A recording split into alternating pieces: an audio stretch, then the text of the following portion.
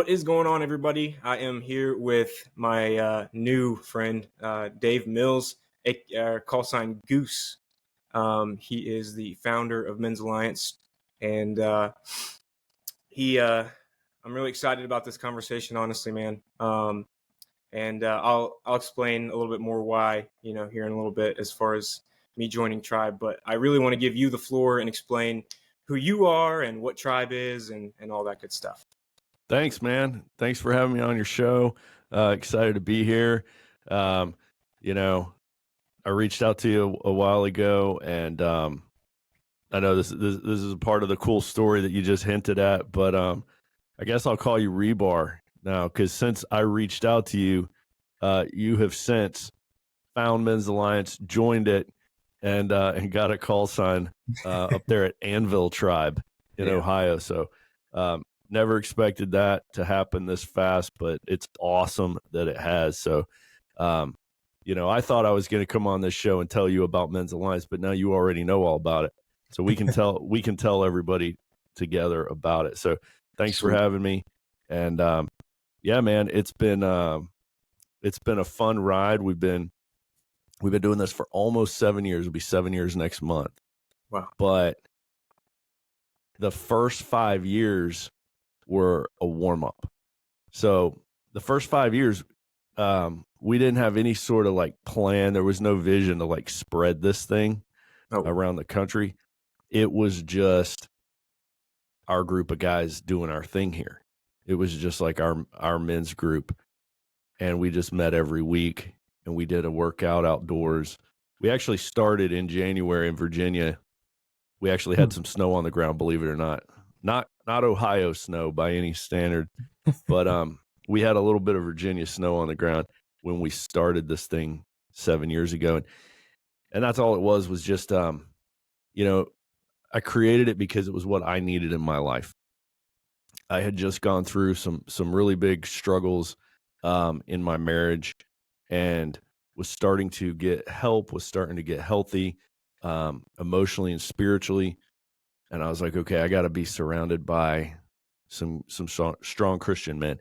So created this group. I was like, man, let's meet outdoors. Let's do a workout. Let's share our real struggles around a fire. And then after a while of doing that, one of the guys in the group, he was like, I want to start one of these at my church. And that was when we were like, oh, okay, cool. Yeah, I guess we could figure out how to do that. And so we're trying to figure out how to refer to them, this one and that one. And we were referring to them by the names of the churches they were at, which were really long names, and it was kind of unwieldy to discuss and talk about. So we started saying Alpha and Bravo. And then at about that time, I moved churches. Our family, we started going to a different church, and another guy wanted to start one at his. So at the same time, we were discussing Charlie and Delta. And so for those first several years, it was just Alpha, Bravo, Charlie, Delta, because God was just moving us around and kind of spreading it locally to 4 different local churches. And then, about 2 years ago was when one of our guys from Delta moved to Alaska. That was Rambo. And the Army moved him to Alaska. And so they started what is now Arctic Tribe. Wow. And then, it was actually a guy in Ohio started up Foxtrot. And we started seeing, oh my goodness, God is spreading this fire. Men all over the country need this. And so we were like, okay, let's do this. Let's figure out how to not try to spread it, but how to keep up with it. And so from the very beginning, it's felt much more like I'm holding on to the tail of Men's Alliance as it takes off. And I try to keep up with it, and I try to steward it smartly and correctly so that the DNA of every tribe stays true to the original. And every tribe around the country is doing the same thing, the same way as we've always done it at the original Alpha. So that's part of what I'm doing, is just trying to keep up with it. But we're not out trying to spread it. Guys are just constantly contacting us saying, how do I start one here? How do I start one in my area? And so we, a few years ago, we were like, oh man, I guess we need to write all this down. I guess we need to create a guide that we can hand people. And then we were like, well, we need to make videos. We need how-to videos that we can send a guy a link to a whole library of how-to videos so that he can see how we've done it and how he can start. And then this past year, we were like, okay, we need a whole team of guys here. That's a tribe launch team that's just devoted to helping guys. So we've got a tribe launch team made up of guys in North Carolina, Virginia, and Oregon, and Texas that are now helping guys. So that's a little bit of the history of starting and rolling this thing out. And then we've got a guy, and he's like, well, you got to start doing a podcast. And I'm like, dude, that is the last thing I'm going to do is a podcast. And I've told this story before, but fresh, I told him, I was like, listen, he bugged me so much to start a podcast that I was like, listen, you go learn how to podcast. And when you figure out how it's done and what we need, come back to me with a microphone and I'll talk. I can talk all day, but I can't figure it out. And I had forgot that I even told him that because it was so long. It was months and months go by. And he came over one day to my house and he was like, all right, are you ready to talk? I've got it figured out. I was like, oh boy. All right, crap. Here we go. And man, and now here we are today. So yeah, that's a little bit of our backstory. I love it. That's awesome. And it's just like you said, it's amazing how God moved it around so quickly around the country like that. Oh yeah. And how men were willing to do that because they saw the value in it.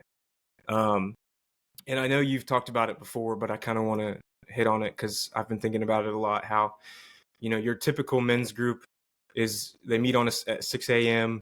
in a coffee shop and they're all sitting around reading the Bible. And there's value in that. There is. Yeah. Like I joined a men's group last year, and it was, I think there was a 20 age gap between the youngest guy and me, or 30 age gap or a year. And so they're all, 50, 60, 70 years old. And I'm sitting in Tim Hortons with these guys, and they were great guys. But me as a, 28-year-old then, it's just, I don't know, there was something about it that was kind of their thing. And so when I found Men's Alliance Tribe, Anvil Tribe, it was exactly it. Because, so I don't know if you know this, I know you were in the Air Force. How long were you in the Air Force? I did 20. 20? Jeez. Yeah. That's awesome. That's so cool. So I'm 11 years in. I'm in the Army National Guard right now. I didn't know that. Yeah. So I'm a recruiter. Awesome. I was active duty first. I was actually in the 25th Infantry Division out in Hawaii. Oh, nice. For my first contract, and then I went guard, and now I'm a recruiter for them. So, but that camaraderie that comes with doing physical things, Right. I don't want to take your light. I know you're going to go into it more. No, go for it, man. Once you explain tribe, but that there's so much value in that, just for guys like me, and I know like you, who can build relationship that way. And I know some guys may not work that way. We're built to, but they may not be interested in something like that. But there are a lot of men who go to tribe and do workouts, and that is where I feel that's where I gain the most value, and spending time with those guys, and we're laughing and joking and crying and doing hard stuff and suffering out there in the cold. And then that's we just the key, man. Yeah, that's the key. I was looking back.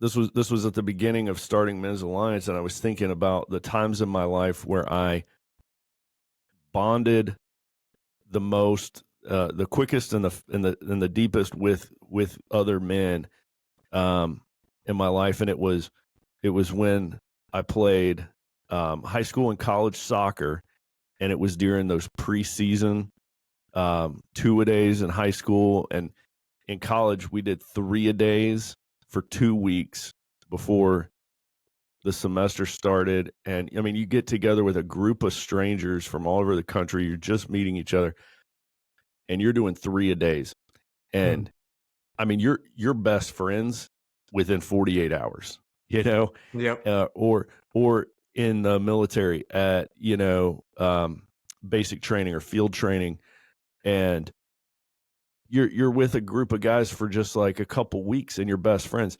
And why is that? Why do we become best friends with, guys from our high school basketball, football, soccer team, or guys from boot camp? And to your exact statement, it's the shared physical struggle. That's how men bond. So I was already thinking about this from my life, and I was already starting Men's Alliance, and I came across this little book called "Building Your Band of Brothers" by Stephen Mansfield. Mm. And he put all the psychology and the science behind what I was already feeling, and he was saying, this is why that is. It's because men bond when they do difficult things physically together, whether it's, doing push-ups and burpees in the military, or, bear crawling in the snow, dragging a sandbag at a Men's Alliance tribe. That's our icebreaker. That's how we bond. A lot of people see that because that's the most visible element of Men's Alliance, is you see this group of guys out there in a field or behind a church or wherever they meet in a parking lot, and they're hitting tires with sledgehammers or whatever. And people think, oh, it's a workout group. Well, not really.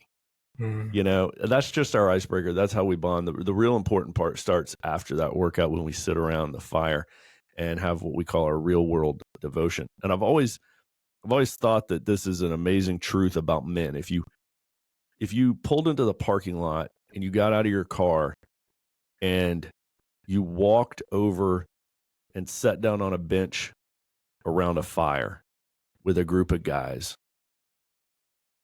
you're not going to really share anything super personal. You're going to be kind of listening and testing out the waters here. But you pull into that parking lot, you get out of your car, and you go do a 30-minute workout with these guys, and you're doing ridiculous things. You're flipping tractor tires.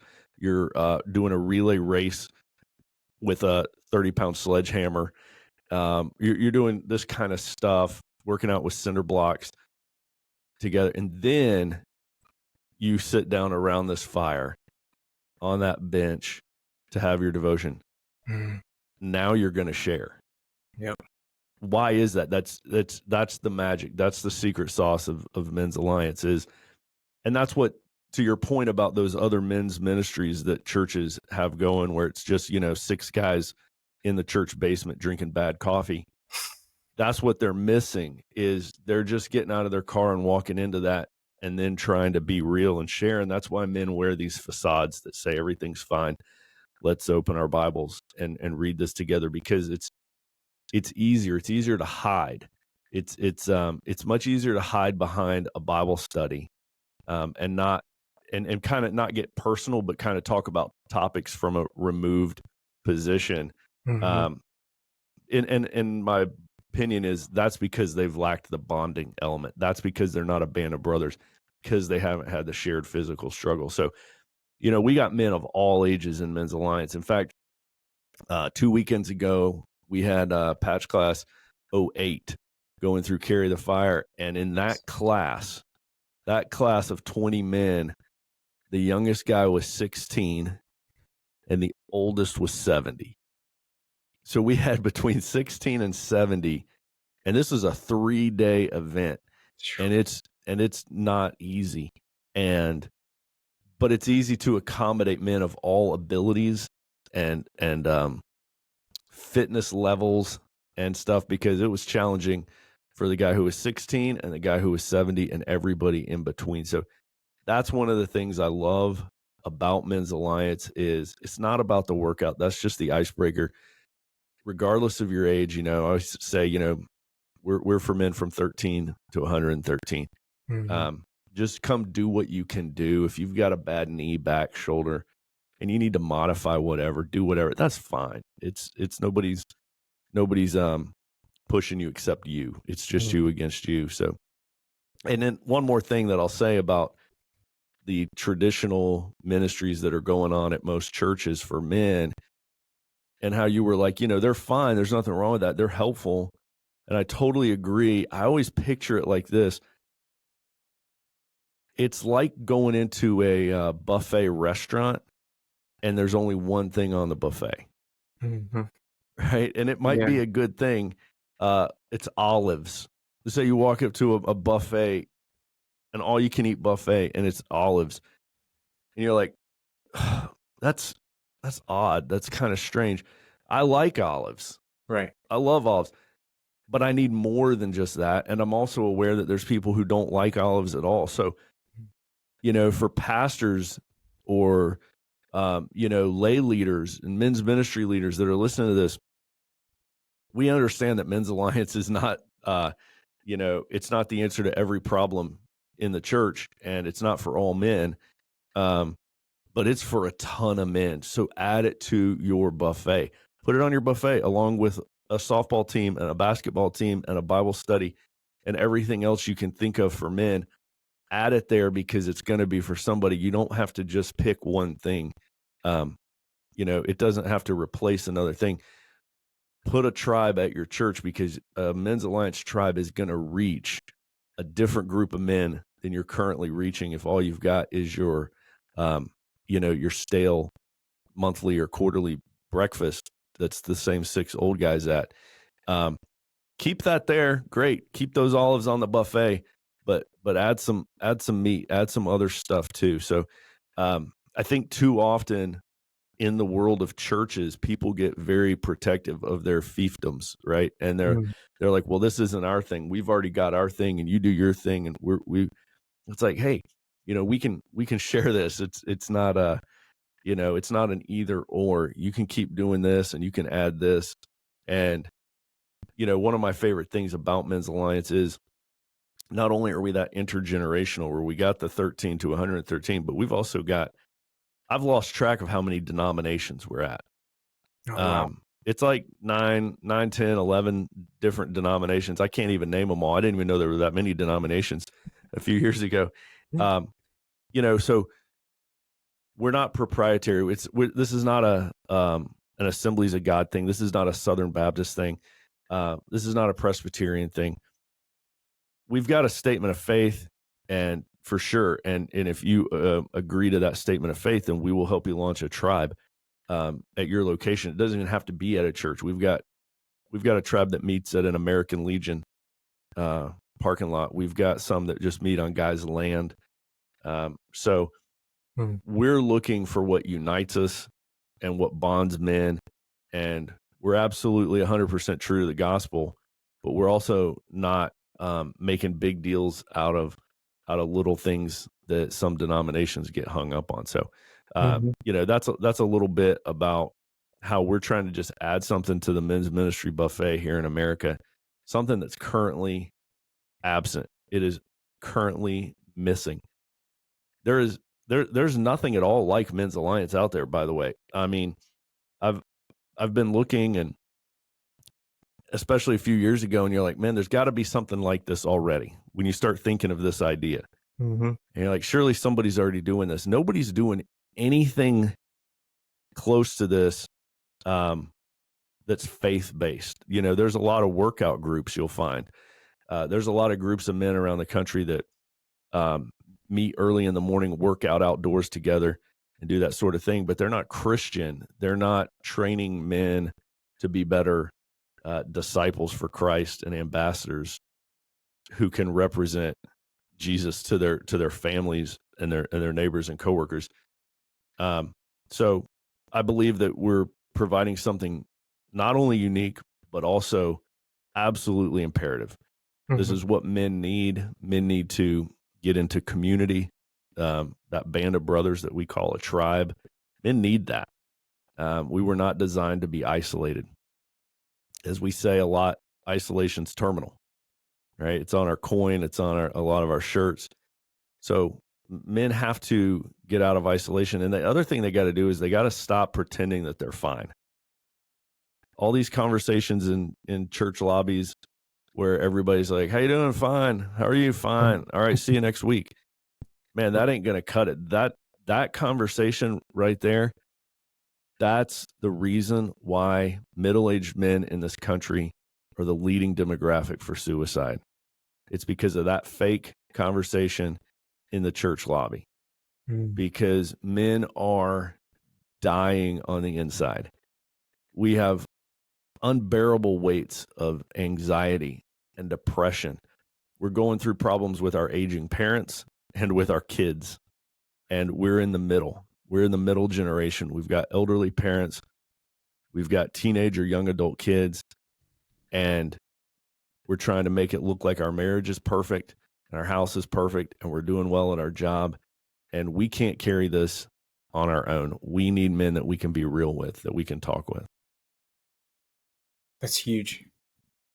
There's a lot to unpack there. And I absolutely, I fell in love with what Men's Alliance is,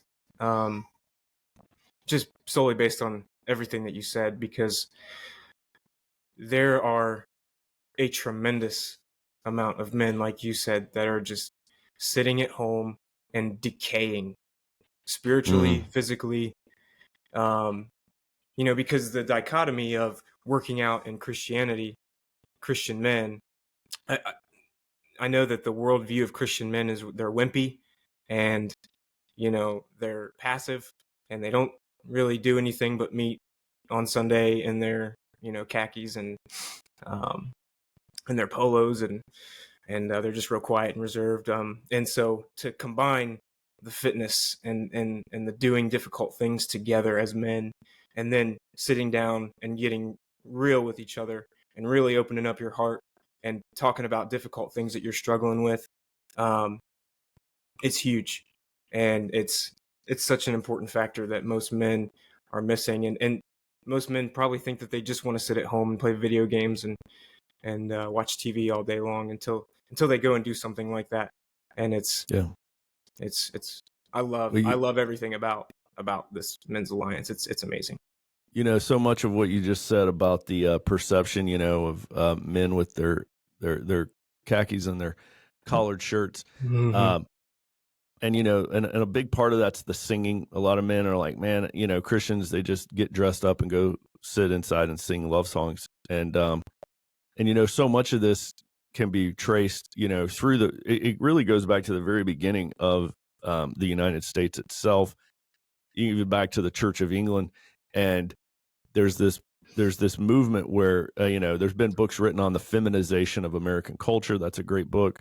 The feminization of the church. For so long, men abdicated their role in the church because they had work to do, right? They were busy either working in the fields or within industries, and women really took over the church, and they decorated it the way the women wanted it to look. Mm-hmm. They ordered it the way they wanted it to feel. And, so it was from the very beginning, it was a lot of flowers, is a lot of pastel, a lot of emphasis put on the curtains and the songbooks. And so it was a place where women designed it to get together indoors in their best clothes, right? Let's all get dressed up. Let's go sit indoors amongst, pink and purple curtains with a bunch of fresh flowers, and we're going to sing and we're going to light candles, and everybody has to be very still and very quiet. And you have to close your eyes and you have to fold your hands to pray. Think about that one, for example. Like, where the heck did that come from? Where is close your eyes and fold your hands in the Bible? There's just all these cultural things that we all just kind of assume that's just part of Christianity. It's not at all a part of Christianity.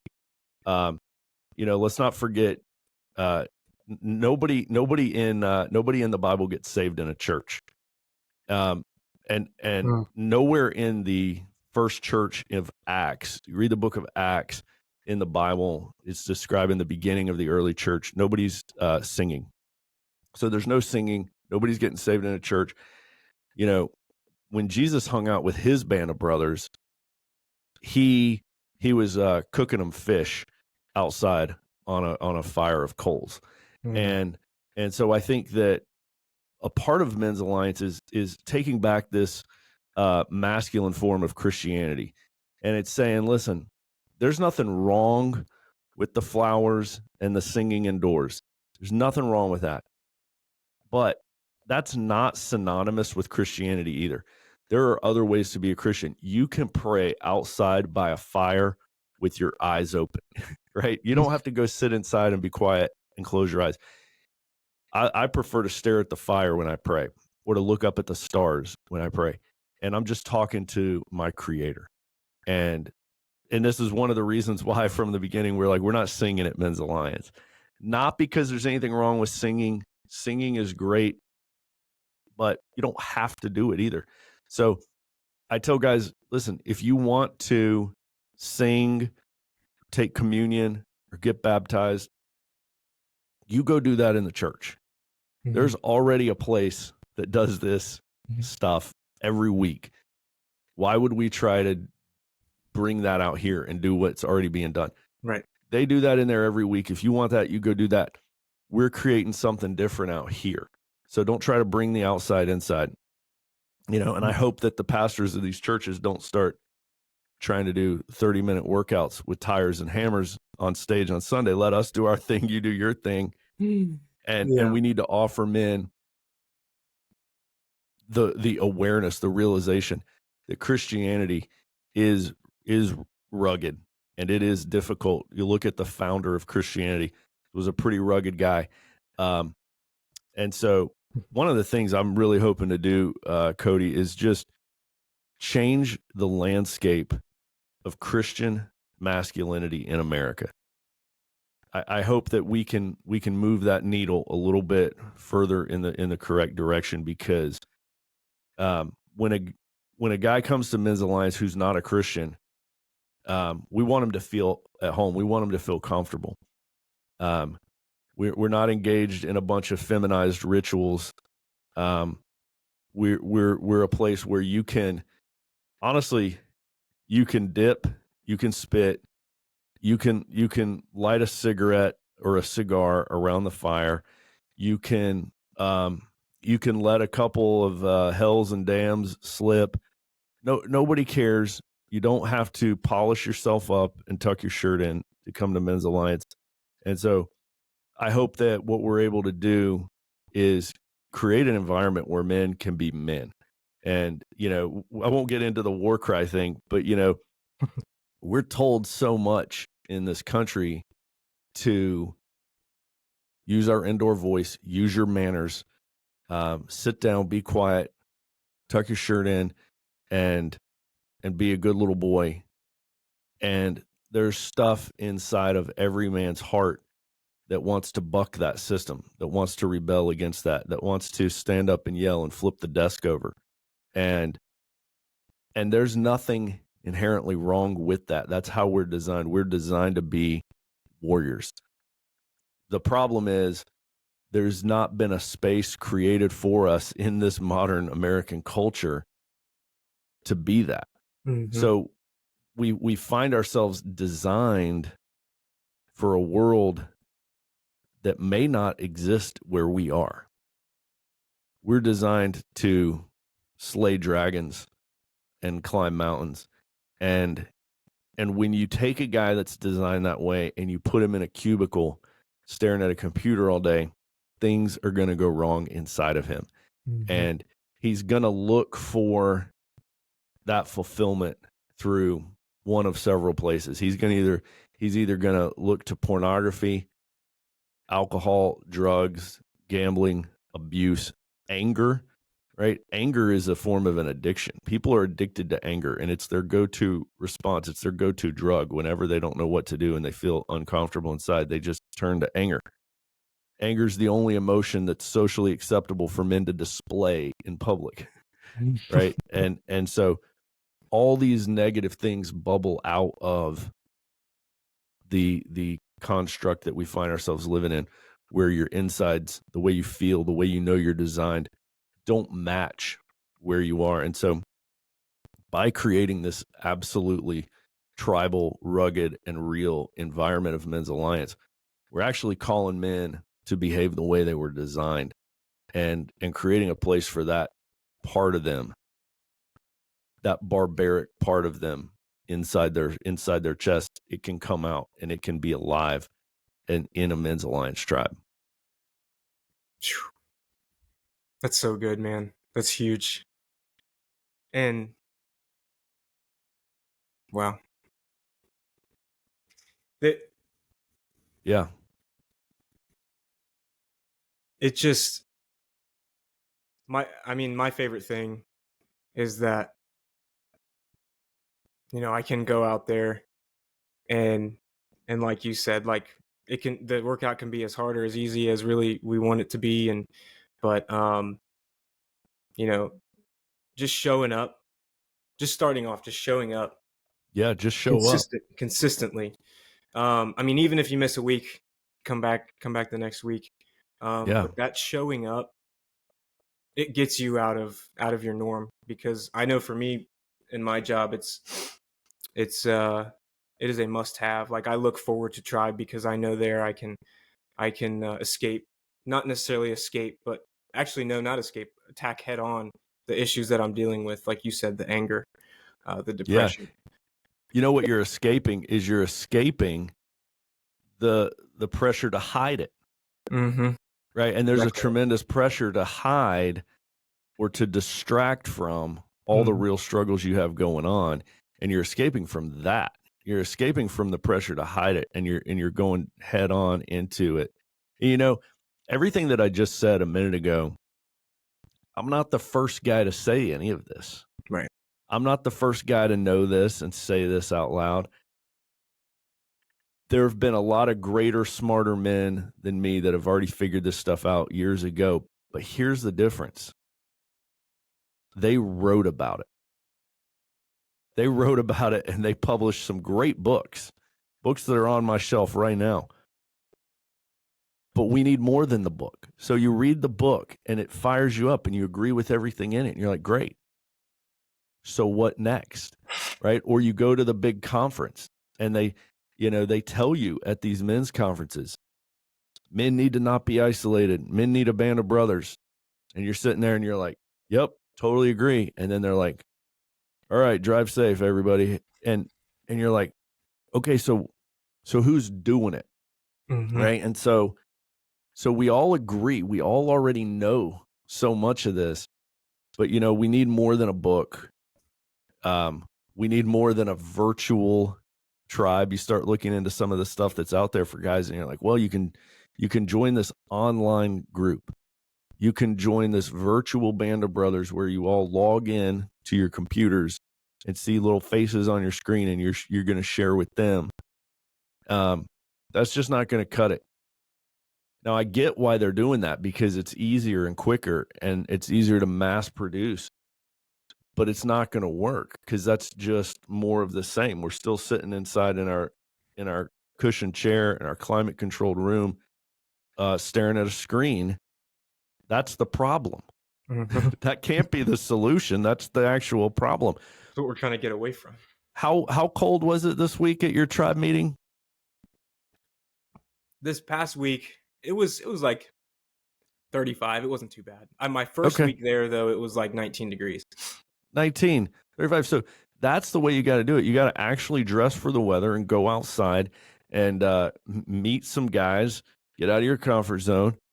You Mm-hmm. feel, when you finish those workouts, you're sweating, even if it is 20 degrees outside, you're sweating, and you stand there by that fire, and the front of you facing the fire is hot, and the back of you away from the fire is frozen. Because you were hot and you were sweaty during the workout, and now that sweat's freezing on the back of your sweatshirt, and the front of you is warm and toasty. Mm-hmm. And the smoke comes your way every now and then, and you have to turn your head. And these are all real things. It's cold, it's hot, there's smoke, there's fire, there's sparks. This is what real life is like, guys, and it doesn't exist online. It doesn't exist on a virtual group. You gotta literally go outside and do these things. There's no app that's gonna replace a band of brothers or a tribe. No, and I'm really glad you said that, because like me, there's plenty of guys who thought growing up in the church, that's what building strong men, like relationships with men, is like, Yeah. is that just either this, like FaceTiming each other, texting each other every now and then, um, and never doing anything difficult together, never actually sharing anything uh, difficult that you're going through. And then going to a small group where you guys sit around for an hour and read and go through the Bible and stuff. But um, that's what I thought Yeah. growing relationship with men was like. That's we're sharpening iron, you know, and Yeah. it's not it at all. Oh yeah, man. I grew up in a church in North Carolina, Southern Baptist. Family was in church, 3 times a week, and I hated it. Just because I just didn't fit in that environment. And I was always trying to, and I wanted to, but it's like if you're a guy and you grow up in a church and you don't want to wear a clip-on tie as a little boy, and you don't like singing and you don't like sitting still, and you sure as heck don't want them to make you hold hands with the person beside you for some prayer and stuff. If you don't like those things, you can start to think that what you don't like is Christianity. And that's what's dangerous, is when young boys and grown men are conflating these two different things, and they're thinking, I don't like Christianity, I don't like church. No, what you actually don't like is those other things, and those other things are not Christianity. Christianity can also be building a huge roaring fire in the dark when it's the temperatures in the teens, and doing push-ups in the snow until your hands are frozen, and talking to your buddies around a fire about the problems that you're going through this week with your marriage or with your kids or about your job. We've had guys talk around fires, man. I've heard guys share everything from, I just got fired. My wife just left me. My kid says he's an atheist now. Just everything imaginable. Hey, my wife caught me looking at pornography. Guys, I've never said this out loud before, but I'm an alcoholic. I mean, just every single thing imaginable. And when a guy says that stuff to his band of brothers around the fire, it's like he just dropped like a 50-pound ruck off his back. That's that good. He's been carrying that for years, and he just now decided to drop that weight. And one of the truths about life is that the stuff that we hold inside, the stuff that we don't communicate, it owns us. It grows and it takes us over from the inside. But as soon as you say it out loud, as soon as you talk about it out loud, you just took away its power. And it begins to shrink, and you hear yourself say it out loud. You hear those words float into the air, and you realize it's not as big of a scary a problem as you thought it was. And instantly another guy is like, I'm going through the same thing, or I went through the same thing 3 years ago. Here's what happened, right? So then you get guys actually sharing the burden that you've been carrying alone. And that's when you start to realize, why didn't I do this sooner? Where has this been? Right. I wish I would have done this much earlier in my life. I would have probably been a much healthier husband or father. So I want guys to understand that if you think you don't like church, if you think you don't like Christianity, make sure you're rejecting the real thing and not some feminized version of it, right? If you reject Christianity, make sure you're rejecting real Christianity, a rugged, masculine Christianity. Make sure you're not just rejecting the cultural traditions that you grew up with, because, hey, I didn't like that stuff either.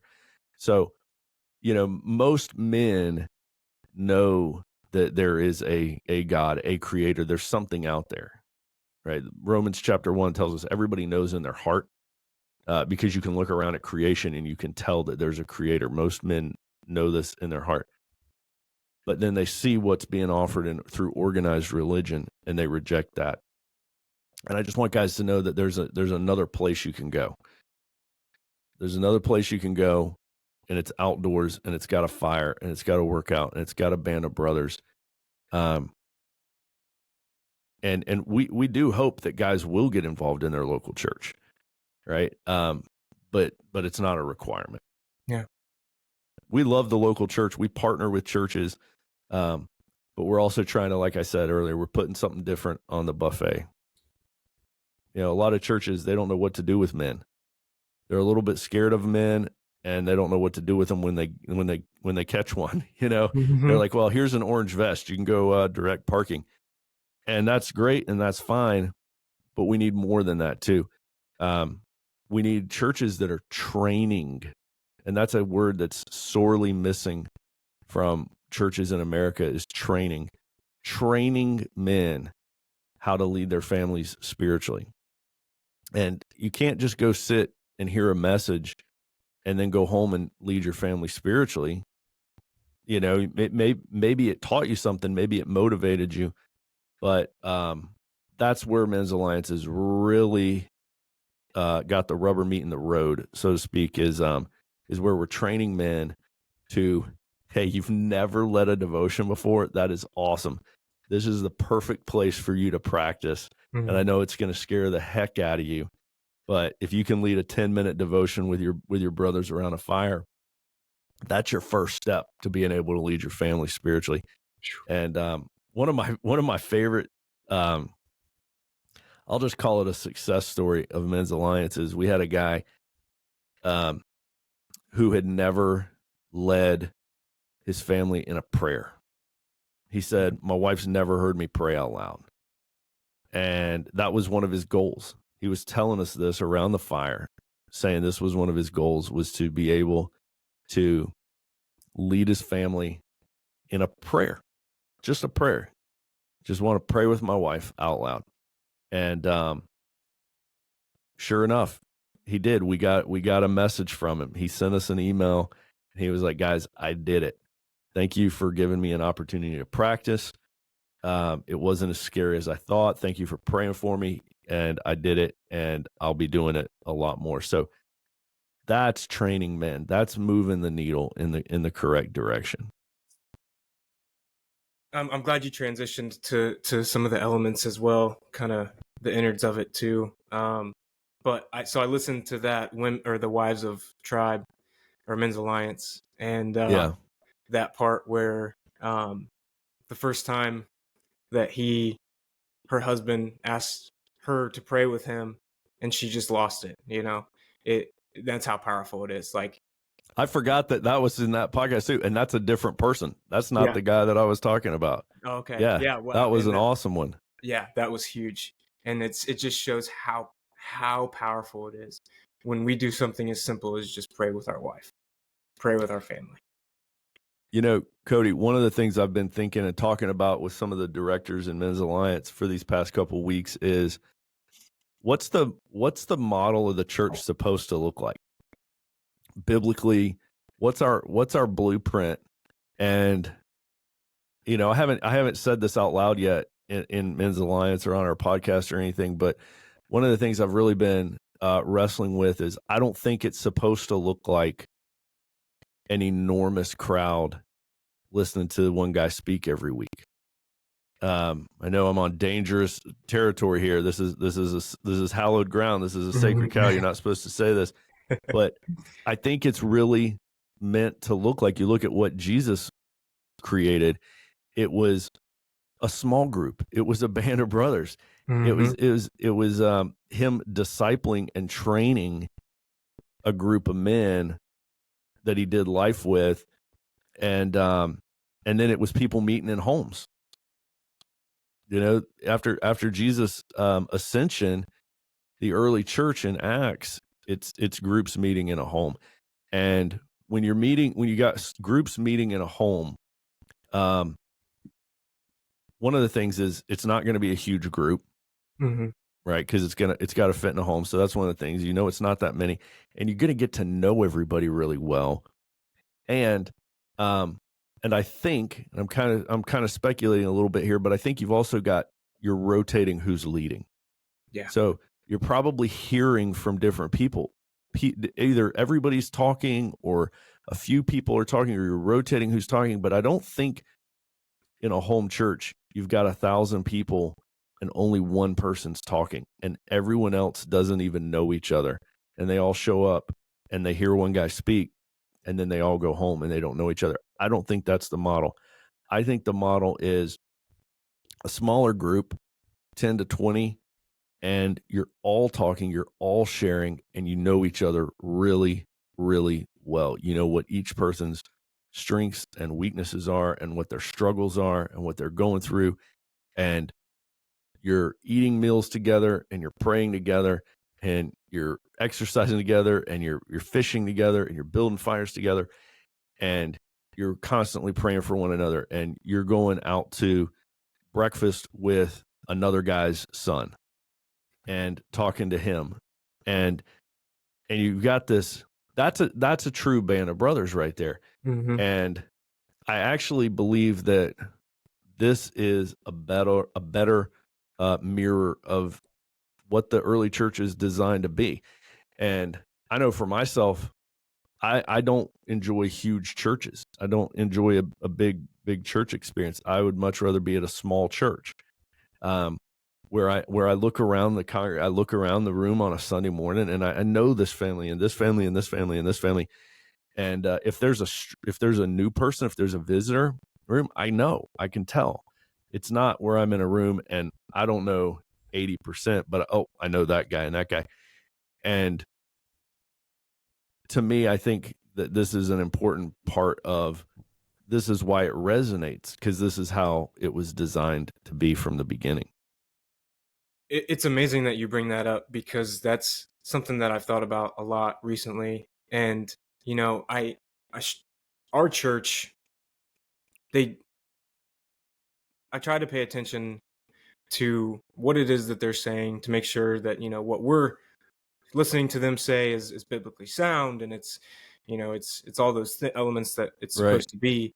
Um, and for years, so one thing that I'm really weird about that it does is when we're worshiping or when the preacher's talking, the lights are off. It's dark.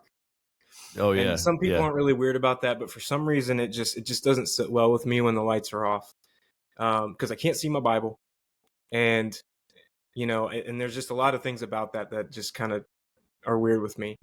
But for years I struggled with the question, like, why don't I connect with anybody at this church? And it's not a humongous church. I would say at our Sunday service there's maybe 100 something people, but that's quite a bit. Um, but like, I wrestled with that. Like, why am I not connecting with any men here? That's what I'm looking for. Um, I don't really know anybody in this church. We just show up and the lights go off. And what happens when the lights go off? Nobody's looking at anybody, nobody's talking. We're just all sitting at the preacher's feet, and he's telling us, you know, what he thinks how we should live, and then, about the Bible. And then, like you said, we just dip out and we go eat Mexican food, and then we don't even think about it the rest of the week. And so that's only up until recently, and especially you saying something about it, I'm realizing now that that's not how the church is supposed to be.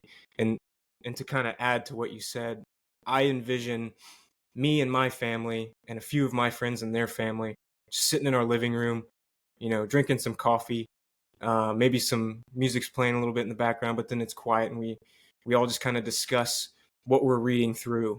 And maybe we're going to have some heated conversations about it, or we're going to sharpen each other with difficult conversations, like, hey, what you said is wrong, or hey, this, I love what you said. You know what I mean? I'm kind of Yeah. going back and forth, but that's it, and it's huge. I think so. We'll call it big church, right? Big church is designed to just it fulfills one thing. It checks one box. It's good. It's what's called corporate worship, Mm-hmm. right? Where you get together with this big body of believers, and it's very encouraging, and you all worship together. And that's a good thing, but we also need what you're talking about, Mm-hmm. right? where it's in the living room and you're leading your family and you're reading from the Bible and you're being real and you're talking. And then we also need the men's only group, right? And Yes. your wife needs a women's group. So a lot of people, they're not doing those last two, and all they're doing is the Sunday morning big corporate worship church. Mm-hmm. And so while there's nothing wrong with that, it's certainly not meant to be your end all be all only source of spiritual food. And if you're looking to that pastor and that church to fill your spiritual tank to full for the week, you will be disappointed, because that's not what it was ever designed to do. It's just one element. That's the corporate worship. And it's good and it's necessary, but we absolutely need what you're talking about. I really love the book, by the way. I think it's called Family Shepherd, Vodi Bakum. Vodi Bakum, Family Shepherd. Fantastic book that really goes into how we should not outsource the spiritual development of our kids to just dropping them off in this room where some 20-year-old stranger is supposed to grow them spiritually. That's our greatest job on this planet, is the spiritual development of our kids. Mm-hmm. Why would you outsource that to an intern that you don't know? Right. And so it really got me thinking about how, hey, we can go to church and we can have fun, and we can let our kids play the games and sing the songs and stuff. And that's all great. But what we really better be doing is making sure that we've got that time each week where we're like, all right, everybody bring your Bibles. We're going to sit in the living room or the dining room table, and we're going to go through the life of Joseph or Moses or Daniel or whatever. And we've got to take that responsibility and be doing that in our own home. The corporate worship is just one aspect of it. And then we also need the section where it's just for us, Mm-hmm. where now we go to this group once a week and it's just for us. And that's where we're real with other men, so that we're filling our own tank as well. We're not just pouring out for others. Mm-hmm. Yeah, I love that. It's huge. Yeah, and I love that aspect of it too. There's that pressure to lead a devotional at a men's alliance, and to start the fire, and to lead the workout.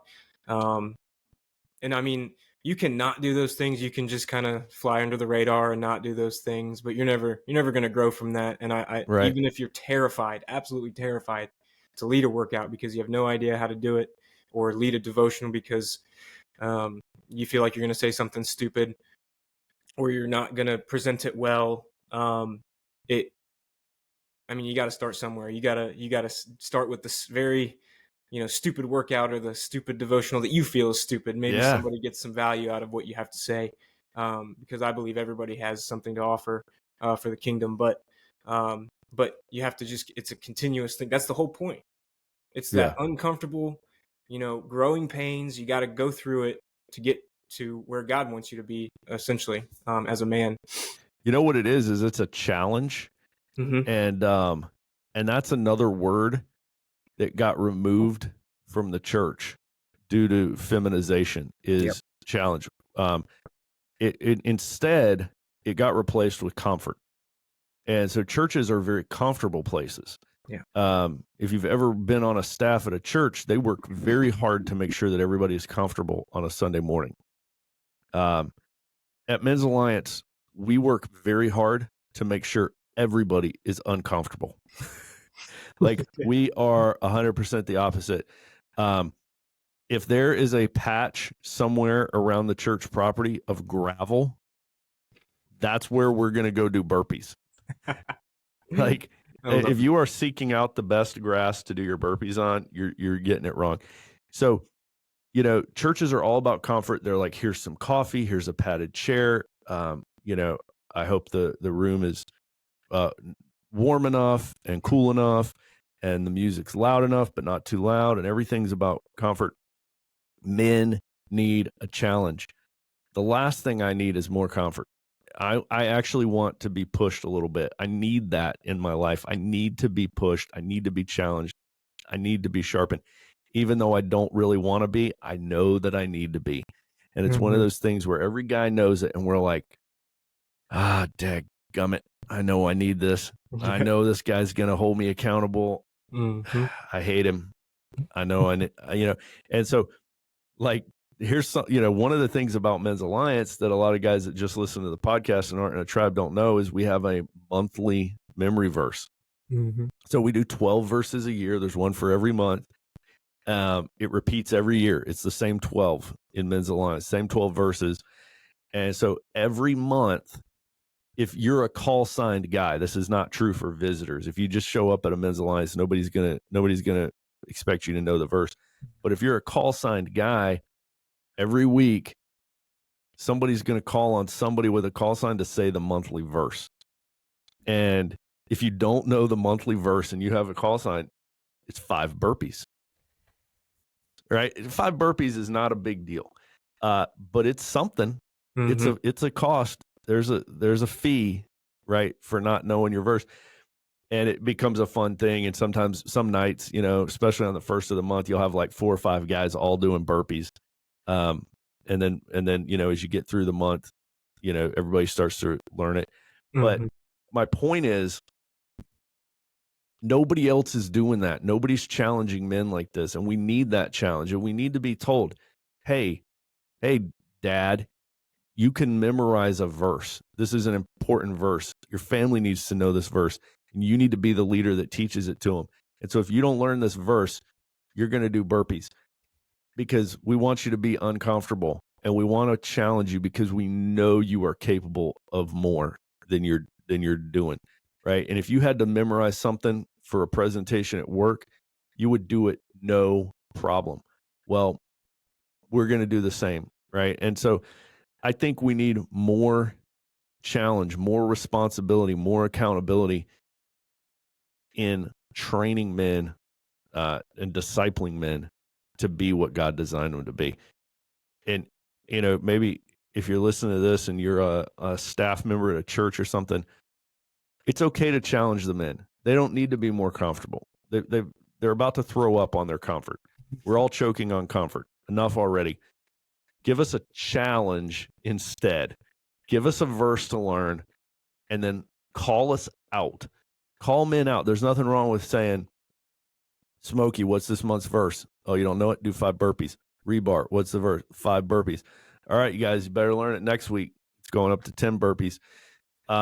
Men need that challenge, and I guarantee you the next week they're going to know their verses, right? So a big lesson that Men's Alliance should be teaching churches and men's ministry leaders is challenge us. Men want to be challenged, and they want to do something hard.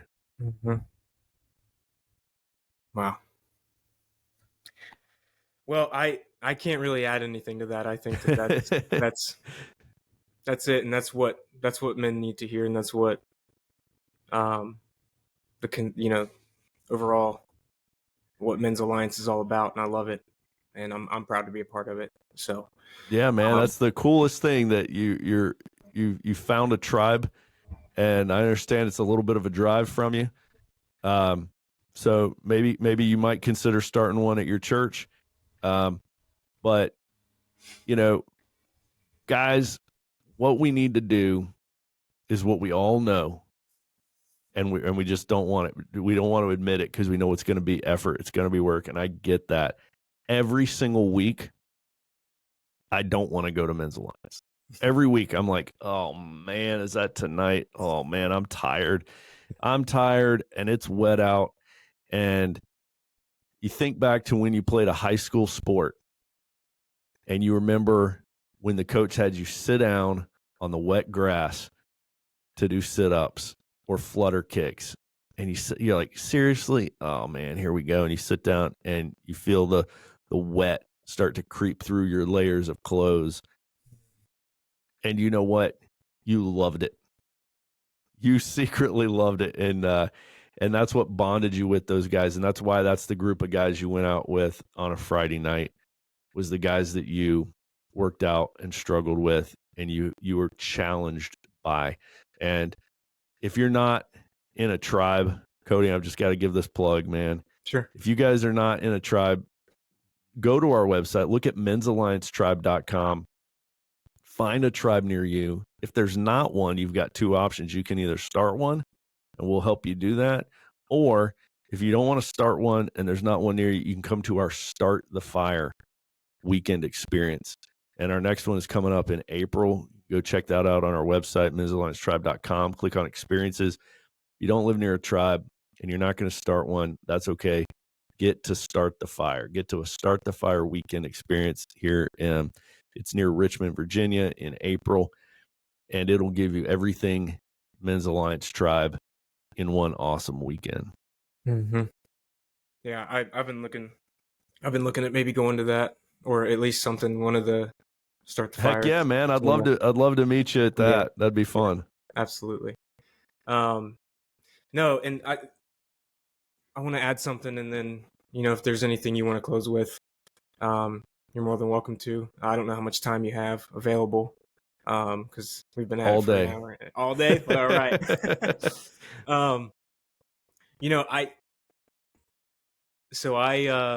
I prayed for a group of men, and I couldn't find it, and I found it. I wasn't sure what to expect that first Tuesday night, which tonight's our tribe, so tonight at 7. But I didn't know what to expect. I didn't know who was going to be there. I didn't know how they would treat me. I didn't know how I would do physically, or how difficult it actually was, and it was pretty difficult. But I found so much value, and now these guys, it's only been 4 weeks, and we're already sharing with each other, really, really difficult things, and it's just like you've been talking about, Dave. It's that camaraderie that's built through struggle, and it's something that so many guys are lacking. So I mean, if you're on the fence of, or you're trying to find a group of men, and you're on the fence of maybe going to a tribe, just go. Even if it's an hour away, just go see what it's all about, and get involved in it, and see what those guys are doing, because I promise you, at the end of the day, it's going to make all the difference. And it's already been working on me, and my wife, she's in full support of it. We've got 2 kids. One's a toddler and one's only a few months old, and so she gets a little stressed out on nights of tribe, but she's full support, and she understands the value in it. So it's only going to make your marriage better, you better as a man. It's going to challenge you, and that's what I love so much about it, is that challenge. Man, that's the best thing in the world to hear right there.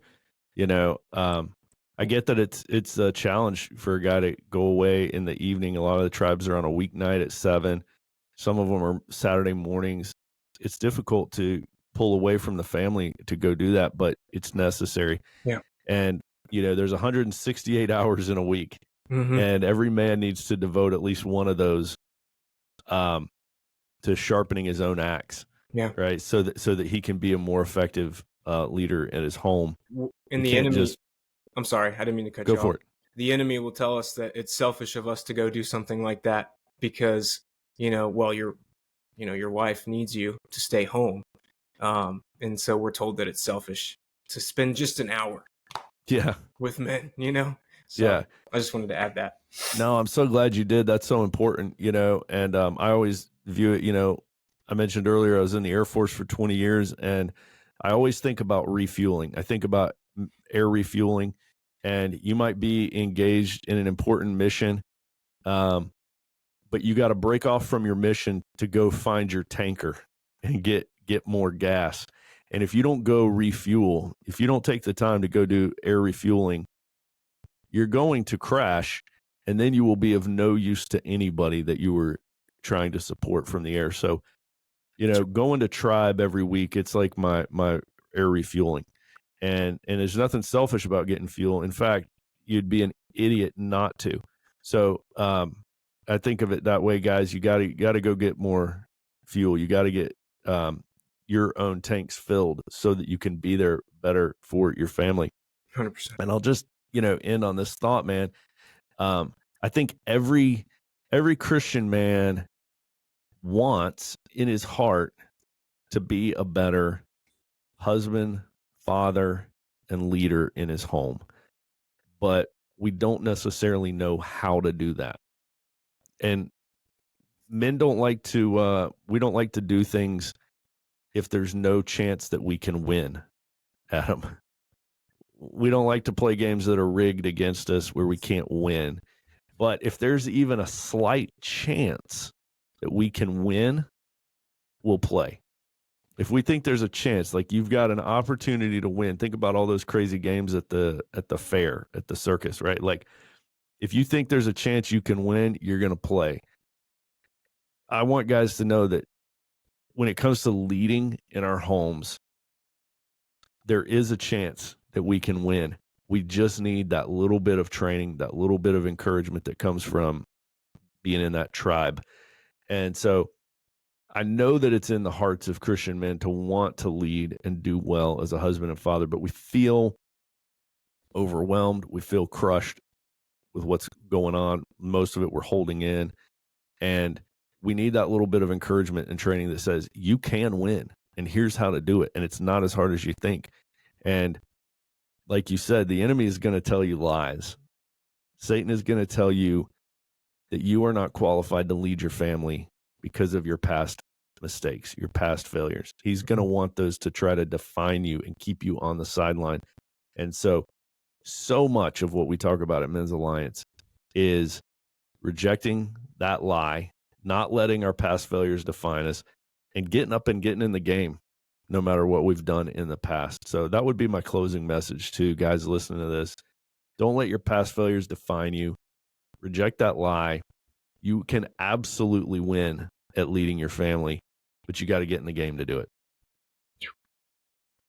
That's good. That's good, Dave. I really appreciate it. I appreciate you taking the time to come on here, by the way. I don't know if I said that already, but yeah, man. Well, thank you for having me. Yeah, no, absolutely. This has been a great conversation. I really enjoyed it. Yeah, me too.